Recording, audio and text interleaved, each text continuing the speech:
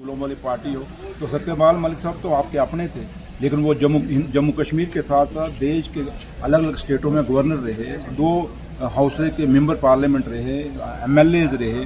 क्या उनको तिरंगा नहीं उनके ऊपर डाला जा सकता था? क्या तिरंगे से उनको रिस्पेक्ट नहीं दी जा सकती थी? बीजेपी को जब ये बात बोलो तो चुप हो जाते हैं, साफ सूंघ जाता है। इसलिए मर्यादाएं किसके लिए? हमारे लिए सिखाते हैं, अपने के लिए, अपने लिए कौन सा असूल है? जब हम 11 साल का हिसाब पूछते हैं तो क्यों चुप हो जाते हैं? देना 11 साल का हमें हिसाब।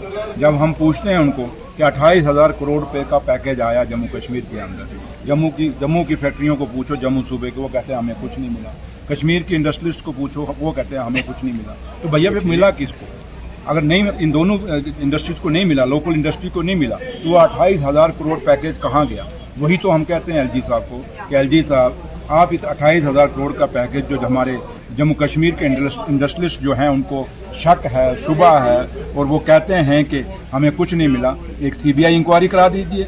हम कहते हैं जो आपने स्मार्ट सिटीज़ बनाई जम्मू शहर के अंदर और कश्मीर श्रीनगर शहर के अंदर, लोग कहते हैं इसकी क्वालिटी अच्छी नहीं थी, इसका काम अच्छा नहीं था, इन्होंने सही से इसका नक्शा अच्छा नहीं था, ड्रेनेज सिस्टम ठीक नहीं था, इनका जो भी टाइलें लगी वो ठीक नहीं थी, इनकी लाइटें बंद हो गई, सब कुछ वो लोग इल्ज़ाम लगा रहे हैं। हम कहते हैं बीजेपी वालों को, LG साहब को कहो, LG साहब आपके हैं, कि जनाब इस पर एक CBI इंक्वायरी करा दो। जब हम कहते हैं बीजेपी वालों को कि भैया ये डेली वेजर आपके टाइम में थे, 11 साल में आपने पक्के क्यों नहीं किए? बड़ी मर्च लगती है बीजेपी वालों को।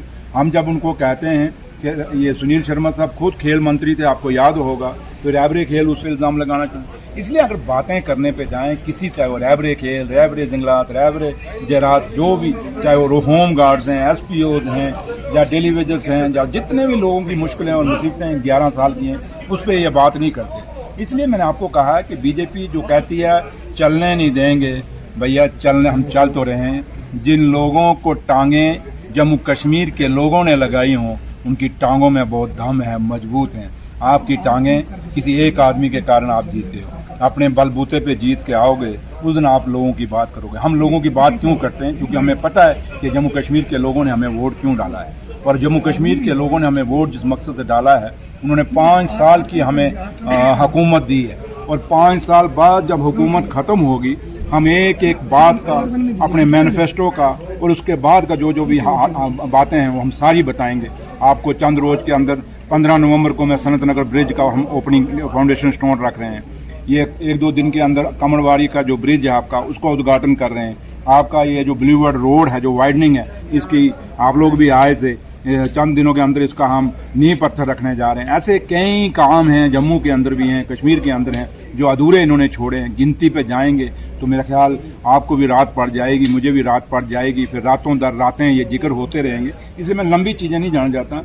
मुकाबला करेंगे, हम डरने वालों से नहीं, कोई डराएगा हम डर जाएंगे, बल्कि हम डरने वालों से डरते हैं तो उस रब से डरते हैं। बाकी ये जो ज़मीन पे आते हैं बोलने वाले, ये कितना बोलते हैं, इनकी कितना दम है, हम सब जानते हैं।